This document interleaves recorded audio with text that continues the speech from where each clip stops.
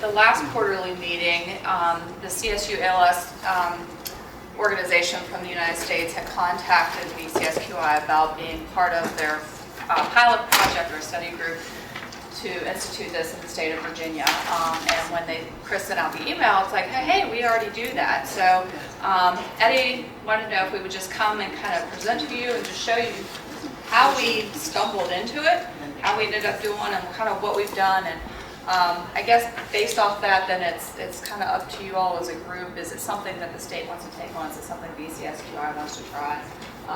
But basically, it's just kind of our story and where we got to where we were going.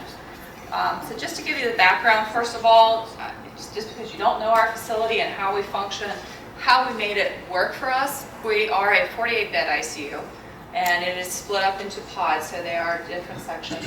And one of those pods is designated as the CVICU. It comes straight off our OR elevator. I'm assuming most organizations are probably set up similarly.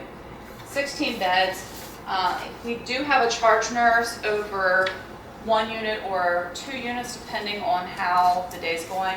Situationally, those are very close units. It's connected by an adjoining hallway, so it's not a far distance for that nurse if they're needed in the CVICU. Right now, we have 27 trained CVICU nurses, and that includes our brand new baby new grads, which is always a learning curve and a training curve, all the way up to 20 plus years of experience. Our average nursing experience right now is somewhere in the 10-year range, so we're pretty lucky, I think, in that.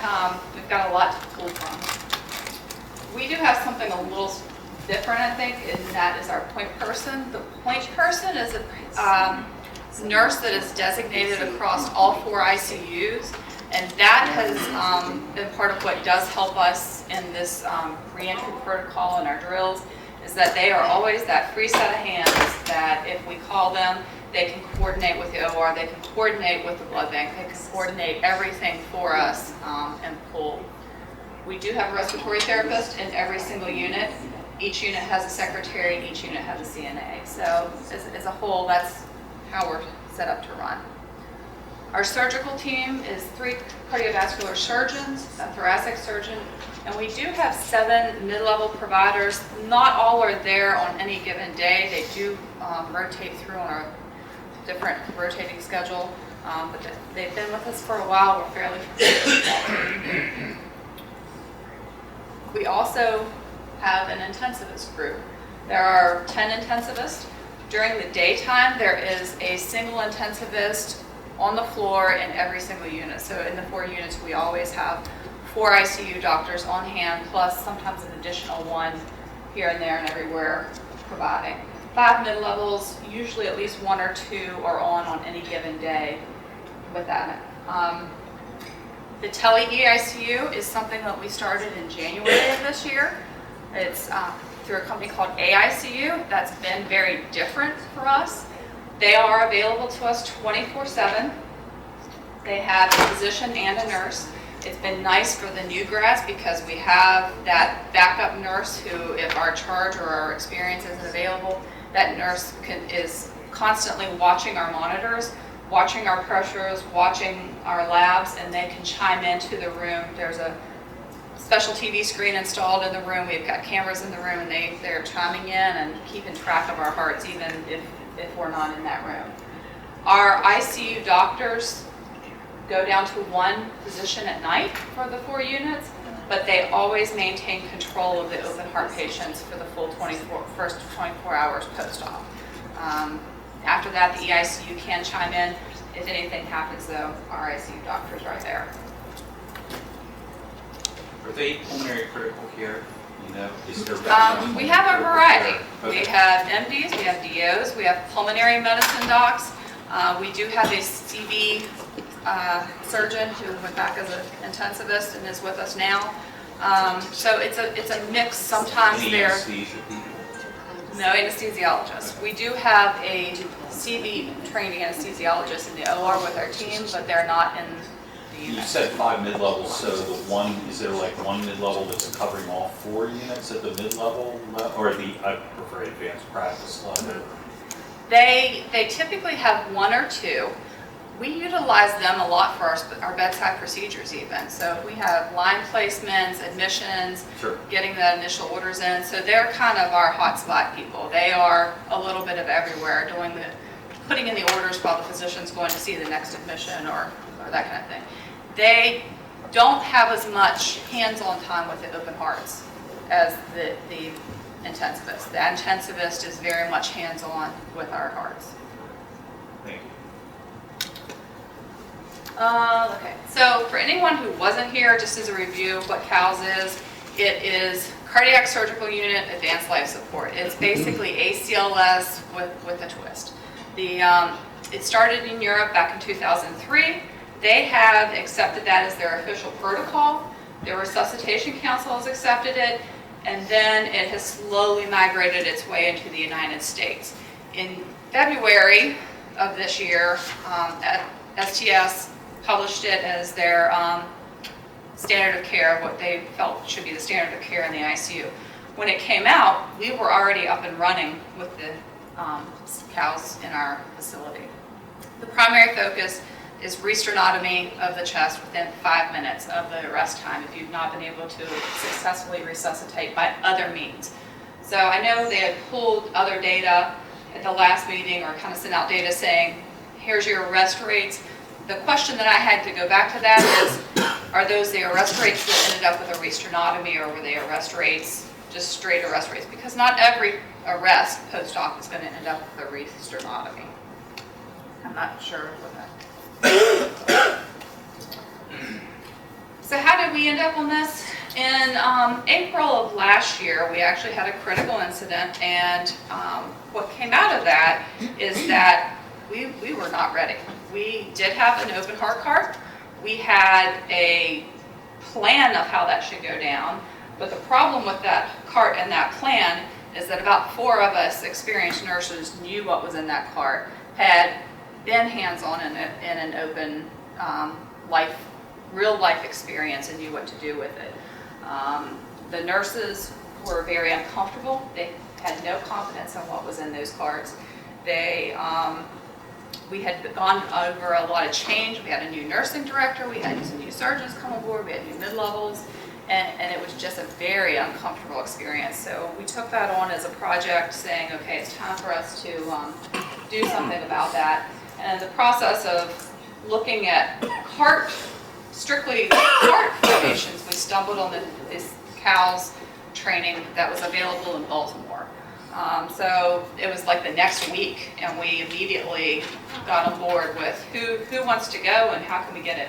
So then the very next week, 4 of us went to the training, and the next month 4 additional. And we tried to send, somewhere to start with, we sent our experienced nurses, we sent day shift and night shift, because it always happens on nights. It's just how it went down. So we just got on the ball as quick as we could with it. And then what we brought back is that we weren't too bad. We had the basic structure, we had the basic cart materials. We talked with our surgeons about this is what we went to, this is what we saw, this is what's in their trays versus what's in our trays. We talked to our surgical nurses in the OR, what do you have on your carts, what do you have on your open heart trays downstairs, and give us those ideas. So that took a little bit of time back and forth with sterile processing and reformatting trays. I didn't realize how much hoops you had to jump through to make a new tray. And, but it did in relatively short period of time. Sternal saws and blades was something that we needed to add. We just didn't have them up there. We assumed that the OR would bring them, and it just made more sense for us to get them up there.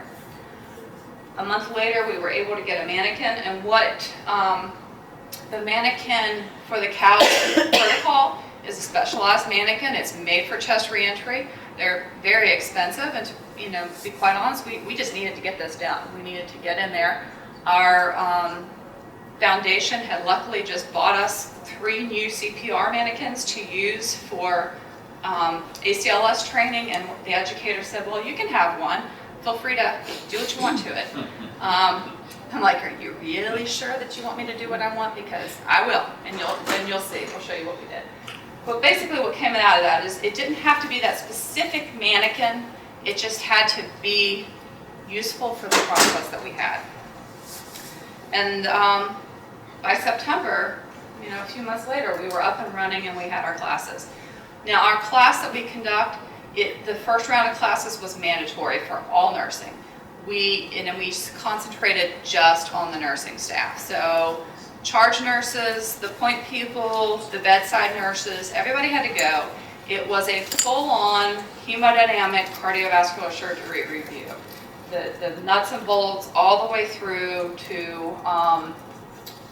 what was different between the CSU-ALS protocol and ACLS, because there were some things that you had to wrap your mind around a little bit different and be able to get the intensivist or the mid-levels with the CV team to do for you during that protocol.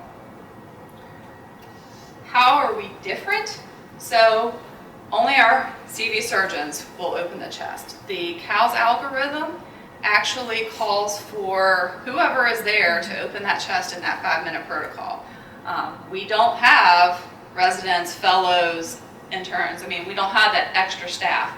And the surgeons are always very close, but we definitely are not going to make that decision to open somebody's chest without that surgeon being there. So whereas that 5-minute is that golden standard in the CSUALS algorithm, I don't know that for a lot of the programs in the state, unless you're a university, you don't have that surgeon or that person right there all the time. At least we don't. The other piece of it that's different is that CSUALS calls for medication dosing, especially for epinephrine, in 0.1 milligrams IV instead of full milligrams IV. So it's definitely, unless you completely change your ACLS algorithm and get your intensivist to change that ACLS algorithm, everyone calls for an AMPA-VEPI, an AMPA-VEPI, an AMPA-VEPI. And it's taken, a year and a half. The last time we ran it, we were giving partial doses. It's just that it's a change in the way you think to get us to where we need to be. The things that are helpful for us is that we do have the bedside ultrasound in all 4 of the ICUs. That's very helpful because we can, if it's not necessary to open that chest and there's not something that's available in that bedside ultrasound, that may not be something that we're going to jump to. Our units do already do mass transfusion protocols. I think that's something that did not, if you're going to open that chest, you're going to be given a lot of blood, you're going to be given a lot of products. And as an institution, we had issues getting that protocol to work well. So we started doing the drills even before we did the open heart drills. And so that has been very helpful, that we just incorporate the 2 drills into one when we do our bedside drills. Always we do critical incident debriefing, even if that's just me coming back to the surgeons, to the mid-levels, to the nurses, to the secretary, to the RT, going back to every single person who was there, who was in that room. Tell me what was wrong, tell me what we needed, tell me what we didn't have, tell me what we did have, and we build on that. And then finally, our workflow. Our surgeons and anesthesiologists have worked very closely with the intensivist and the bedside nurse in that reporting system. Everyone is in the room at the same time. Everyone's paying attention. That there's an extra set of hands that's helping to settle that patient while that information is being passed. So everyone's on the same page when they roll out that door. And I think that's been very good for our program in knowing that that you have a very clear expectation of what you think this patient's pathway is going to be. That's led us to where we are. So you're sending them to the OR? You'll open them and then send them to the OR? We will open them, send them to the OR. But even when they come back immediately post-op, they're always, the goal is, we go to the OR for clean out or whatever. The other piece of that is that they ask, well, how do you have the low arrest rate? I think that our communication. We have definitely moved into that technology age, texting and phone calls. Our surgeons are constantly in communication with the bedside nurse. We know that no matter what time of day or night, if we're in trouble, we don't even have to rely on that intensivist so much. We will just call him and wake him up in the middle of the night and say, hey, I really think there's a bedside problem. And that has been beneficial for us, knowing that nursing has that kind of relationship with our doctors. So what has gotten us there? 97% of our staff have now been through those training. Almost everybody is saying that they have feel much more confident, and our arrest rates are great. We're very proud of that. So we're averaging, prior to this, we were averaging just 2 arrests per year, which is what our big problem was, or good problem, if you're gonna have a problem, is that we didn't do it a lot, so we didn't have a lot of experience in hands-on. But since we've instituted the CALS and since we've instituted the classes, we haven't had any, knock on wood, any arrests until about a week ago. And then you talk about it and things do come up. But it went well, and I think that has it really has been of a benefit, at least to our institution. So what we want to get to, and I think what the goal with anybody who would institute this, is that you want the nurses trained. You want everybody up to date. You want to get all those hands in there. We have now trained the nurses, and now we want to move to the next step, which is training, getting the intensivists. We started to pull them into our drills. We pull in the nursing aides. We're pulling in the secretaries. We're pulling in the respiratory therapists. Whoever and whatever is in that unit, when we do that drill, we grab them and say, hey, we're doing this drill. And people have started asking, hey, are you going to be doing a drill anytime soon? I want to see the next drill. When's it going to be? So it's definitely something that we've been building on.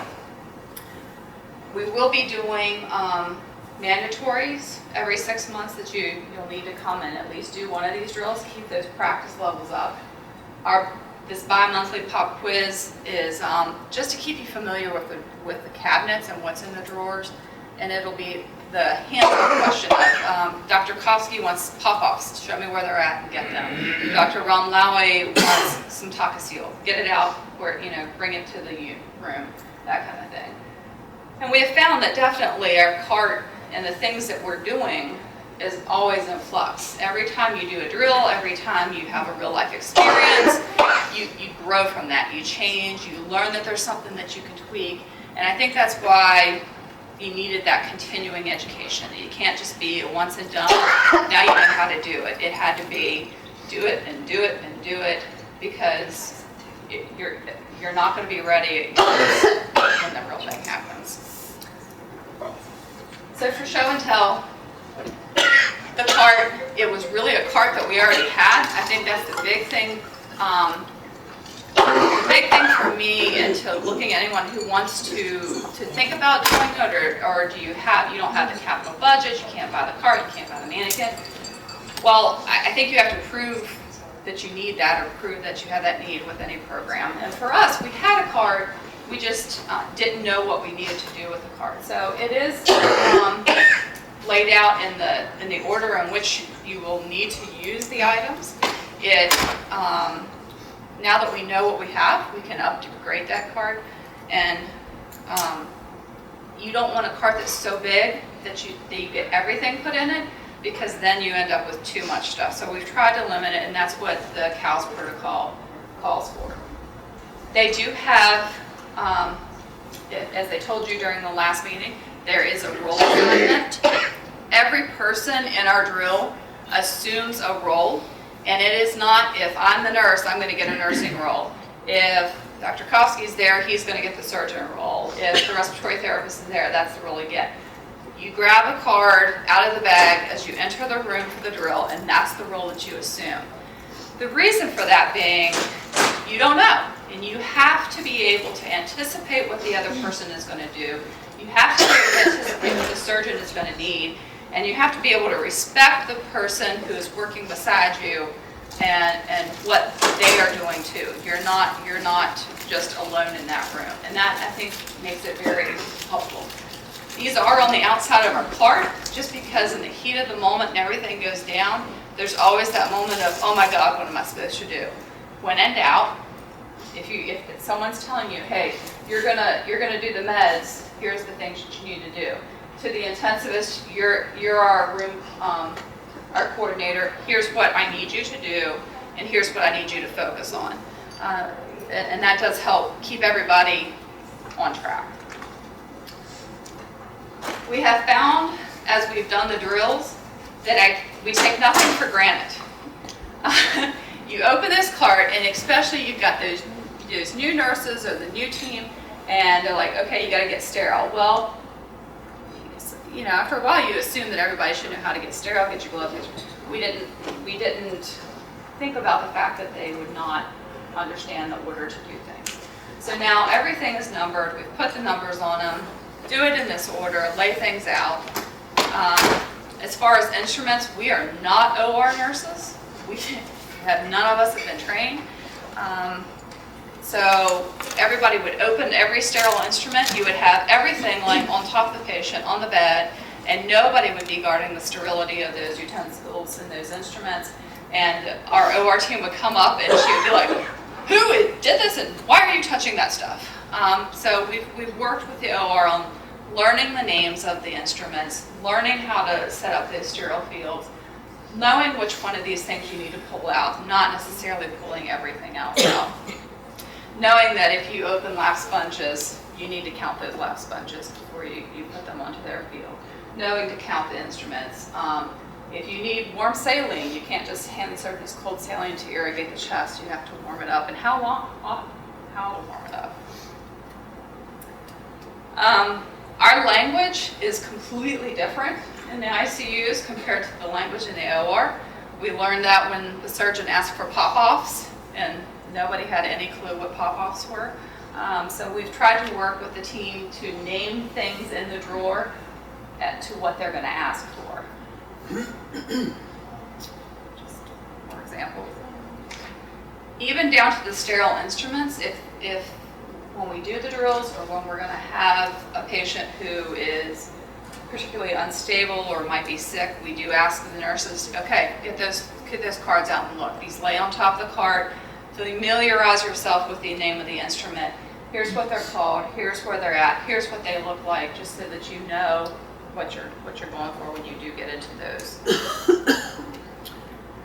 And then how to make a mannequin. Like I said, this was just the basic CPR mannequin. And it was a nice CPR mannequin, fully automated, capable of hooking up to a computer. They blessed us to tear it apart, and we did just that. We took all of the insides out of it. It does have a nice chest plate that was able to be sawed right in half, which we took the saw to and cut it in half and wired them together, and that's what we ended up with. And this is very similar to what they have when they take you to the real course. Sternal wires that they have to cut, they're the real sternal wires. He's obviously had a lot of IOBAN on his chest over the time, and it just keeps pulling off. The drills, sometimes they're in classrooms, sometimes they're in the rooms. You do it wherever you can, whenever you can, whatever's available, whoever's available. Ideally, you need to have enough people to be able to fill all of your positions, but if you don't, then that's fine. As long as you go through the steps, it still gives everybody the ability to see hands-on what you're going to do and the steps that the surgeon is going to take to get into that chest. Everybody has a good time when we're doing it. They all know that it's not necessarily real, but they're there for a purpose and they're there for a reason, and it's just the simple practice of getting sterile, draping the patient, getting into the chest, and having familiarity with it. And it pays off. This is a real life scenario. It was no less cluttered, no less confusing, no less stressful, maybe a little more stressful, but everybody did great. This person never got to the point of an arrest. We knew that we needed to open that chest. We were able to do that before it happened. And everybody, when they said, hey, get the cart, it was a very comfortable thing to do. My new nurse, brand new grad, off orientation 4 days, that's her patient.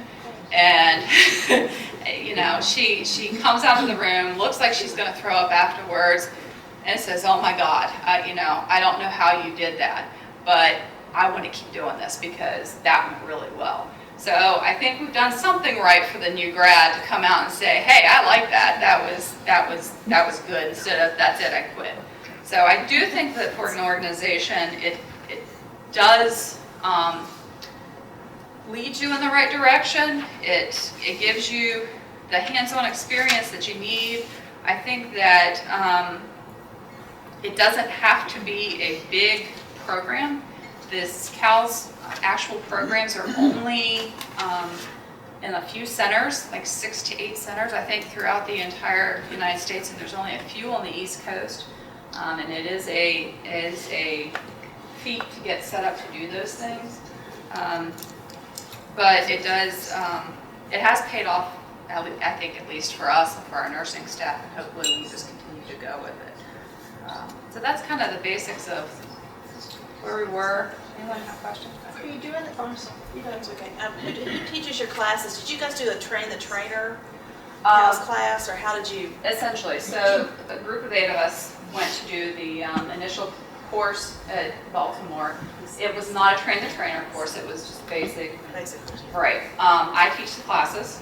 I've been an educator in the unit for a while and kind of stepped back and just strictly done bedside.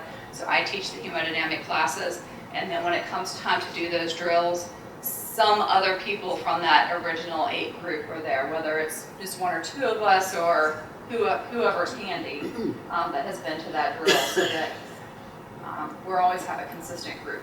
So surgeon at every drill? Surgeon is not at every drill, no. If we can get them, that's great. If we can't, we go ahead with it sheerly for the practice. Geographically in your hospital, what is the distance between the cardiac surgery OR and the unit? Same floor? Not the same floor, 2 floors down, but the OR elevator comes directly up and drops out at the doors of our unit. So they can be downstairs in minutes. So how many people here have gone live with CALS? Anybody? And then The open who's, chest, I mean, I think it depends on what you mean by cows, because the open chest on the unit, right? right, But Well, like the low dose epi, it's like we're kind of on that cusp. Do you have an order set? Because that's what I'd be interested in seeing. No. So are you doing the shock before you do CPR? No, not even necessarily. Like I said, the last one that we did, Okay. we didn't even get to the arrest point. We knew that Okay. that was something that needed to be done, and we just went straight to that. because CALS is about shock, open the chest, or PACE, open the chest. So I'm new to this group, so my name's Chuck Murphy, and I'm a Duke trained heart surgeon, and then actually I'm one of those people that went back and did critical care stuff, so we actually did go, and we have CALS up and running, or did. Now I'm at Inova, so I do have experience with CALS, and we found it to be, and of course, like you said, we found it to be good. I mean, we found it a very good way to approach the post-op cardiac surgery patients for the first week, and I congratulate you on the training that you've done to get ready to go. In every center, you're sort of saying, is going to be a little different depending on what your person power is, because it does tend to be often in the middle of the night when these things occur and such. So, do you have PAs present? Do you have intensivists present? Unfortunately, in the middle of the night, usually the cardiac surgeon is not within 5 minutes, and one of the keys is opening the chest within 5 minutes, and that is because in this setting, the cause, if it's not just sort of VFib, it's usually tamponade or pneumothorax or hypovolemia, and the opening the chest is going to treat 2 of the 3 things. So, I think part of the purpose of this presentation was to talk about proceeding as the Virginia Quality Initiative with piloting and then going live with CALS, and I think that that's the appropriate direction to go. It is definitely a different algorithm than ACLS, which is what we run now. Usually it's for the first week after surgery, so you've done a great job in your ICU, but you also have to think about what are you going to do with your step-down units. You have to then figure out how you interface with your code teams in your hospital. So Luckily, we are the code well, there you go. There you go. team. We know where our patients are on the floors and in those beds. So if it is a cardiac surgery patient, one of our charge nurses or a couple of nurses will respond to those rooms. And of course, you guys have the capability of putting people on ECMO too, which, then may also be the next step as well. I'm going to say a few words. I'm Ed Kofsky from Winchester, and I can tell you it probably isn't a surprise, but to hear me say that it's a privilege to be able to work with nurses who have this kind of fortitude and aspiration and energy and determination. And what Susan didn't tell you is that we're a magnet hospital, as are many hospitals here in Virginia, and that is a very big deal for our patients and our community and for us as practitioners. And this was an initiative that they took on their own, and that they is just another reflection of how dedicated they are to our patients. And that 10 years average experience, we are blessed by that. We do have a lot of inexperienced nurses, but those nurses become experienced very quickly with the tutelage that these men and women show, and the patience and the mentorship. And so this has been a program, and as Susan pointed out, we're fortunate enough to have in the last several years a very low chest re-entry rate. And I think that's a tribute to everyone's good care, and the good care in the operating room, and the good handoff, and the good communication. But when circumstances go awry, I feel much more comfortable knowing that we've got this program going, and we have such dedicated resources, and this is really an energetic group, and I really commend their work, and I think it's very important for the consortium to think about really adopting this as a pilot project, because I think it's going to save lives. And so I really take my hat off to Susan and her colleagues, and I think we're really fortunate to have them working in our hospital. Do you foresee yourself, your group moving beyond, one of the things that stands out to me is just that you say the cardiac surgeon has to be there in order to open the chest, and That's I think that's a little bit of an urban myth. I think every surgeon feels a little bit differently about that. I can tell you how I feel about it. I would prefer to be there. Sure. But if it's, and I live a mile away, and I could get to the hospital probably in about 7 minutes or shorter. But that's a key period of time, and I would like, in our ideal world, and I think we're going to ultimately get there. We're starting an ECMO program, and I think what we're all realizing is that as our program is growing, and it's growing really quite robustly, we really need dedicated cardiovascular intensivists in our unit. And I would tell you that I've worked with dedicated cardiovascular intensivists who are experienced enough to know how to open a chest, and they spend time in the operating room, and they become familiar with what it takes to open a chest. And I think that few minutes makes a big difference. And so I think we'd like to get to that point, but I think until you have someone who's familiar and comfortable with that routine, it may be a little unsafe. I worked in a place once where we had dedicated cardiovascular PAs in the ICU who were really our intensivists, and we trained them in this process, and they did it. And on the rare occasion that they needed to, they saved lives. But I do think you need to get to that point. I think it's very important that you consider that first 5 minutes being that golden window. And I think that anything past that for dogma is going to end up hurting patients. So we need to get there, and I think in the ideal world, our intensivists who work at night would become more and more comfortable. We have so few examples. It's one of those things that you're sort of a victim of your own success, and that you don't have a lot of reps. and I'm not saying you have a lot of these or anybody here does, but there's some other opportunities, like if you have to take someone back to the OR, grab the group that you've identified, like grab the intensivist and take them back with you, and let them in that situation start working on learning to get back in. Right, and I think the drilling is actually equally important. Even if, and I think that I would encourage Susan, maybe as the drilling continues, to try to encourage some of the intensivists to participate. And again, working on a mannequin that's been sort of tampered with is not the same as the real deal, but it's better than never having thought about it. So I think that's sort of a goal that I think we could sort of set for ourselves in the years to come, is to really try to get more people facile with the process. Susan and team, Winchester. Excuse me, I know we're all getting ready to eat, but just to let you know next steps where we're going to be, we did speak with Eddie. We did say that Winchester, a lot of them have gone for the first 8-hour class. We would be willing to be hosts and then have the second 8-hour also there, which is the trainer and moving on. So we are poised to assist the VCSQI. Thank you.